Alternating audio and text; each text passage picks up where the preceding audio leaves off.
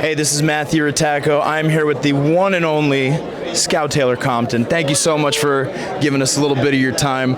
We're going to go ahead and try not to ask you 10,000 questions.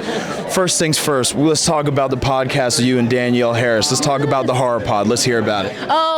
Yes, we created that podcast during COVID. Not wild, and we've done like 185 episodes. We both had an interest in horror.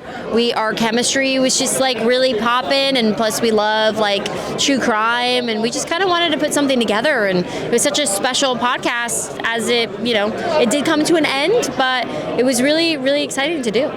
That's awesome. Tell us a little bit about coming in to play Laurie in Halloween. I think you knew that question was coming. Yes. You have a lot of horror fans that, they're going to look at things like Halloween. They don't want it touched. It's sacred. And you guys are coming in working with Rob Zombie, a new take on everything. Tell us about working with Rob Zombie. Tell us about the process, what you heard from fans, things like that. Yeah, the process is pretty brutal. It was very, very, very long. But when I got the original audition, it was the Untitled Rob Zombie project. And I had just watched his movie Devil's Rejects, and I feel like I manifested it because I remember saying I want to work with this director because I love Devil's Rejects. And then the audition came up, and I was like, I need to be in this movie. And then as I auditioned like several times, then I started to hear that it was for Halloween. And obviously, the OG is loved so much, and Jamie Lee Curtis really paved the way for Scream Queens. And I was 17 years old, and when my name got announced that I was playing Laurie Strode, I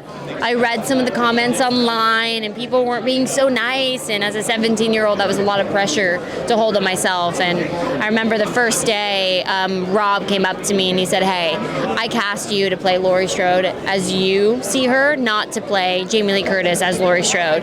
He's like, "We got this. Like, let's just go play and have fun." And it really helped my nerves. And he's just like, that just tells you the type of man that he is. He's very hands-on as a director, and I had such an amazing time working with him and creating this Laurie.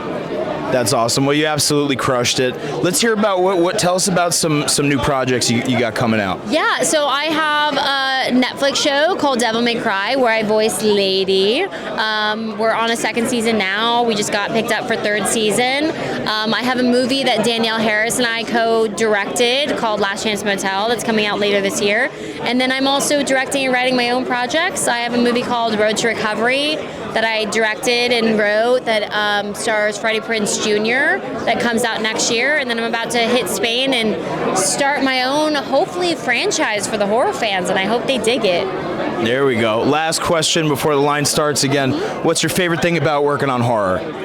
The community, the fan base. I feel like anybody working on a horror movie is a fan first, and you can feel the energy. And there's something electric that happens when you're doing a horror movie. It's fun. It's more fun than anything else. Yeah, it's just a bunch of goofballs going to set and calling it their job. Yeah, we're very lucky. Well, Scout, thank you so much for taking some time out of your day to talk with us. My hand totally wasn't shaking that entire interview. Aww. Enjoy the rest of your weekend. Thank you. Thank you so Thanks much. so much.